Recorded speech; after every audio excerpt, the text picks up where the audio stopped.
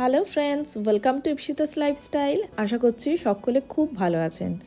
যদিও এই ব্লগটা আপলোড করতে একটু লেট হয়ে গেল, কিন্তু এটুকু আমি অ্যাসিওর করতে পারি আপনাদের কিন্তু এই ব্লগটা দেখতে খুবই ভালো লাগবে। এই যে দেখছেন কেদারনাথের মন্দির, নানা আই এম কিডিং, এটা অবশ্যই কেদারনাথের মন্দির, কিন্তু এটি হচ্ছে আমাদের দোকান আদি হরিদাস মদকের ব্যানার। তো এই বছর শ্রাবণ মাসের জলযাত্রীদের জন্যে আদি হরিদাস মদকের তরফ থেকে একটু খাওয়া দাওয়ার ব্যবস্থা করা হয়েছিল পুণ্যার্থীদের উদ্দেশ্যে। তো সেটাই আজকে আমি আপনাদের সাথে তুলে ধরব যে আমরা পুণ্যার্থীদের কতটুকু সেবা করতে এবারে পেরেছি। সত্যি কথা বলতে কি বলুন তো, ওনারা এত দূর থেকে, মানে সেই কালীঘাট থেকে জল তুলে তারকেশ্বর অবধি যান বাবার মাথায় জল ঢালতে। ওনাদের যে এই অক্লান্ত পরিশ্রম আমরা বছরের পর বছর দেখি না, দেখে সত্যিই অবাক হয়ে যাই। তাই প্রত্যেক বছরই আমরা চেষ্টা করি তাদের কিছু না কিছু সেবা করার। তো এবারে সেই উদ্দেশ্যেই আমার বড় দাদা নিরঞ্জন মদক আর আমার ছোট ভাই ইন্দ্রজিৎ মদক আর আমার বড়দাদার ছেলে অর্চিষ্মান মদক, এরা সবাই মিলে আদি হরিদাস মদকের তরফ থেকে একটু ছোটোখাটো তাদের সেবার জন্যে বন্দোবস্ত করা হয়েছিল। আসলে দেখুন, ওনারা তো এত দূর থেকে আসছেন, তাদের সত্যিই গা হাত পায়ে তো একটা ব্যথা থাকবেই। তো সেই জায়গায় যদি ঠান্ডা ঠান্ডা খাবার খাওয়ানো হয়, সেটা কেমন দেখায় বা কেমন লাগে আমরাও নিশ্চয়ই একদম এরকম পরিস্থিতির ভেতর দিয়ে গেলে সেটা ভালো লাগতো না। তো সেই জন্যে এবারে একদম সুন্দরভাবে গরম গরম জিলিপির লাইভ কাউন্টার করা হয়েছিল।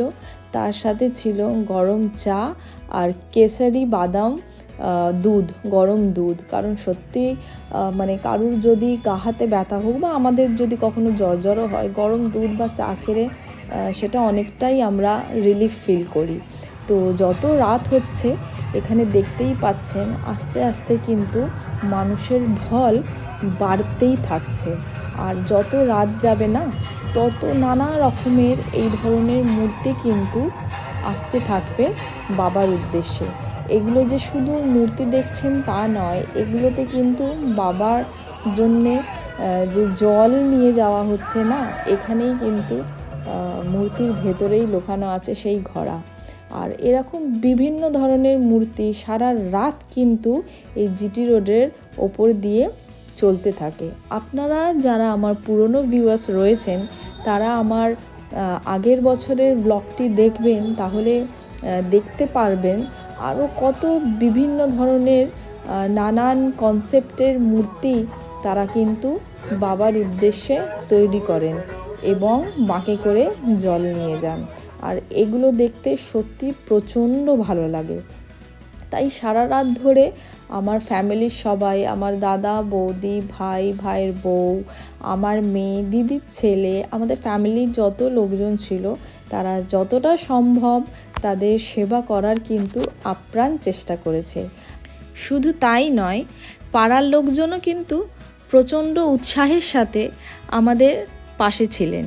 আর তারাও কিন্তু সারাটাক্ষণ এইভাবেই আমাদেরকেও সাহায্য করেছে, যাতে আমরা পুণ্যার্থীদেরকে জল, আইসক্রিম, যেটুকু যে অ্যারেঞ্জমেন্ট ছিল, যাতে ভালোভাবে ডিস্ট্রিবিউট করতে পারি। আপনাদের কাছে এটাই কাম্য, আপনারা আমাদের পাশে থাকবেন, আমাদেরকে আশীর্বাদ করবেন, যাতে আদি হরিদাস মদক এভাবেই যুগের পর যুগ আর পুরুষ ধরে যেন গর্বের সাথে এগিয়ে যেতে পারে বিভিন্ন রকম সেবার কাজে, বা আপনাদের সুন্দর সুন্দর গরম গরম টেস্টি কলাপাতায় কচুরি যেন আরও ভালো করে যুগের পর যুগ ধরে খাইয়ে যেতে পারে। তবে একটা জিনিস দেখুন, আজকে হচ্ছে স্যাটারডে নাইট, তবে স্যাটারডে নাইটে এইভাবে কিন্তু এতটা ফাঁকা আমাদের এই জিটি রোড থাকে না, বিশেষ করে এই শ্রাবণ মাসে।